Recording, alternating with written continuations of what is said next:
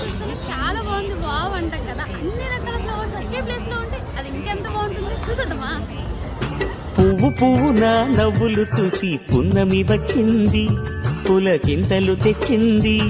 ఆ తుంటరి కోపం తొలి పొద్దు, ఆ ఇద్దరి రూపం కనులకు ముద్దు. అల్లరి హద్దు గొడవల పద్దు, ముద్దులకే ముద్దు. చిన్ని చిన్ని ఈ పువ్వులు చూసి జాబిలి నవ్వింది, సిరి వెన్నెల జల్లింది.